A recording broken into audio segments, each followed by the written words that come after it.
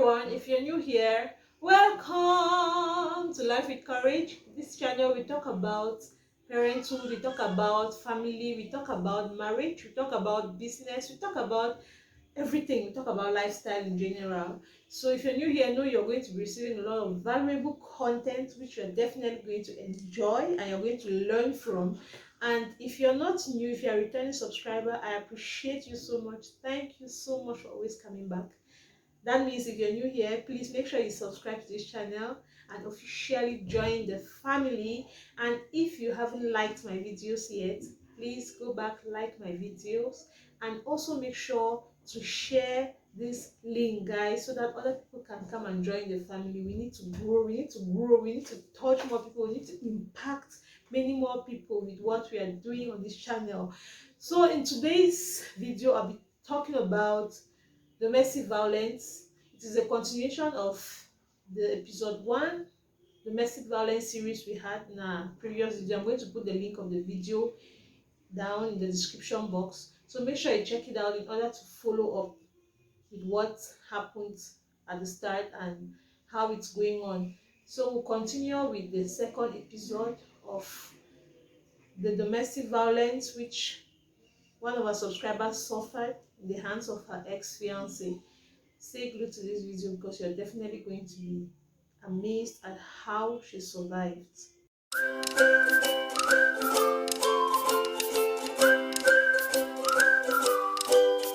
Before we dive right into this video, I just want to remind us all that this is her side of the story. I know some of you will say maybe she provoked him or she insulted him, but just hear her out because we are advocating for people to speak out when they are in such situations and not stay back and die because of fear of judgment from other people. So if you're in such a situation, please, I urge you to come out, speak out, stand up for yourself. Stand up for yourself. Don't stay there and die and let us mourn you. That will be too late. So it's now that you're alive that you have to come out and speak. So she came to me to help her reach many more people who are going through what she went through. So I'll read, for those who watched the first episode, you know I'm reading from somewhere so as to recount better her story from her words. I am a domestic violence survivor, and here is how the horror of my life unfolded after I moved with my fiance to South Africa. When I got to South Africa, I was so excited to be starting a new life with the man I love and in a different country. Things were looking okay for the first few days until we started talking about our plans for the future. I mentioned the fact that I needed to get a job and support him, and that was where our issues started. I couldn't see myself being locked at home all day without doing something for myself. From this conversation, he became so nervous and didn't want to hear about it again. This was how I received the first physical abuse in his hands. He used a tripod and the handle of a knife to hit me. I suffered injuries and he did not even bother taking me to the hospital. He then behaved like the victim for days, and I would still take care of him in my pains. It is so heartbreaking that somebody will inflict such pain, such horrific pain on you, and will still not acknowledge that he is at fault. Let us not stay and die in people's houses or in our so-called homes. In the course of our stay, I discovered that I had been selected for the DV lottery, and I got so excited but perplexed. But when he told me bluntly that I could leave if I wanted to, I got so disappointed because I thought we would be together. He wanted me to leave and he wasn't interested in my happiness. This is so disappointing because she told me she has always dreamt of being married to somebody and staying with that person in one home and not apart. So this is why she was so confused. But when she spoke to her ex-fiance and he didn't seem bothered about them living separately, she felt so bad. As time went on, my ex-fiance went behind my back, digging my past, and discovered he knew one of my ex-boyfriends. He went as far as contacting him to ask about me.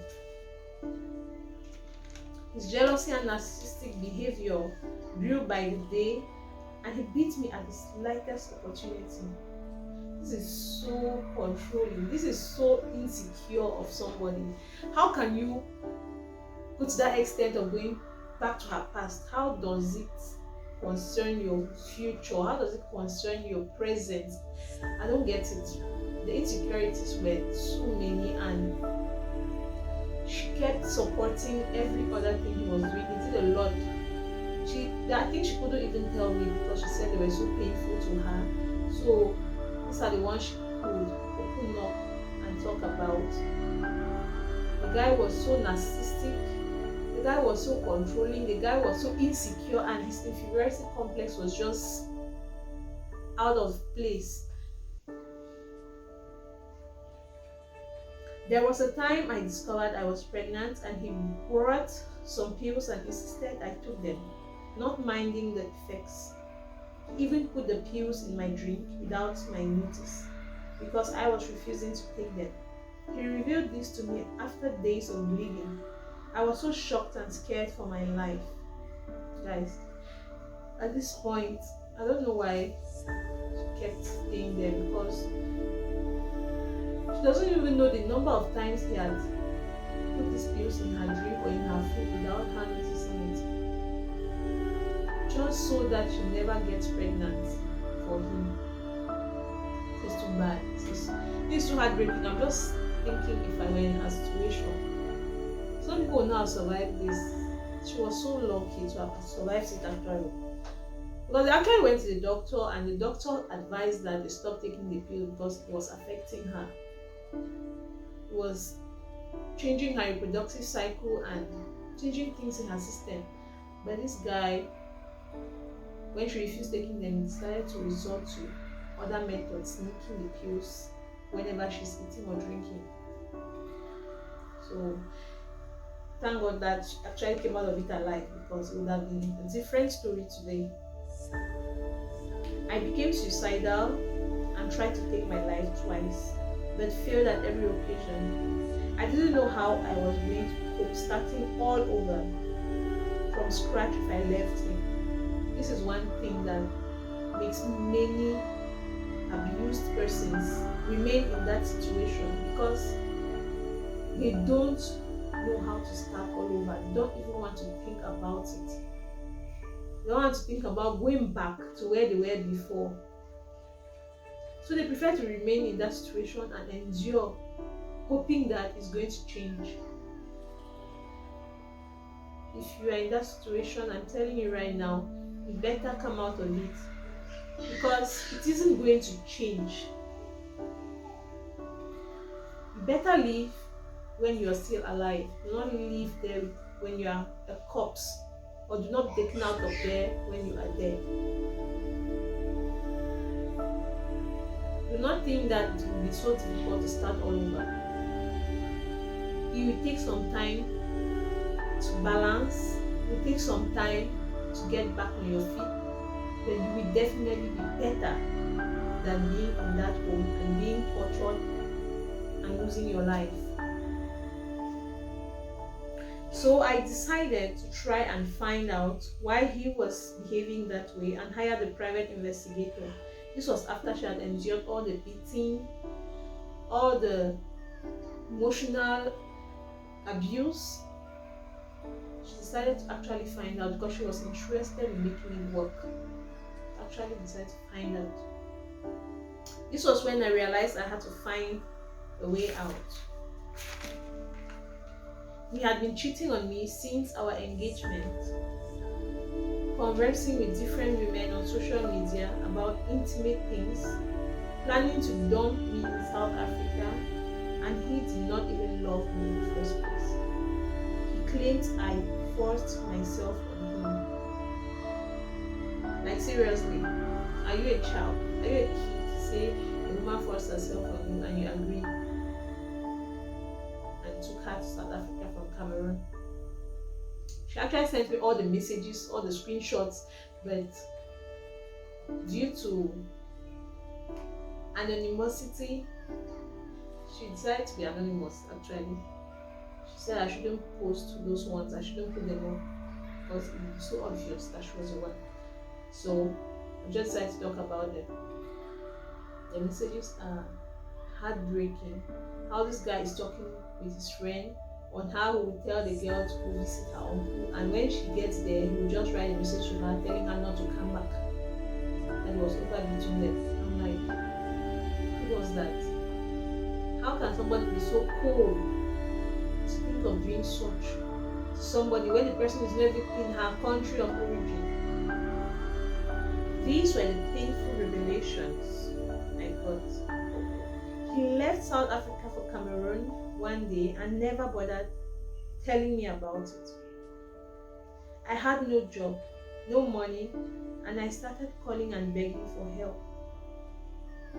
I turned into a beggar in South Africa. I used a document from the Cameroon embassy in Pretoria to return to Cameroon. I told my family everything that had happened. I felt depressed, worthless, and starting back afresh was the worst thing I ever had to do. I started learning hairdressing to catch up with being alive. I had no interest in anything and thought about death every day. I could have accepted everything, including the cheating, but I couldn't accept never working or doing anything, and above all, the domestic violence and the suicidal thoughts. I know a lot of people will say I provoked him, but I never did. I never fought him back, nor even insulted him while he beat me. I am alive today because God never let me down. So this is the story of one of our subscribers, a human being, a woman who cherished and still cherishes marriage, but due to some wicked and senseless human beings such as these, who resort to abusing other people physically, emotionally, mentally. She went through a lot. She almost lost her life, but thank God she's alive today. Thank you so much for watching this video. I hope that something about this story touched you. I hope that you will be able to preach something from this story to someone else. And I hope that you will be able to subscribe to this channel. I hope that from this video you're going to bring in 10 more subscribers to this channel. Thank you, and see you guys in our next video.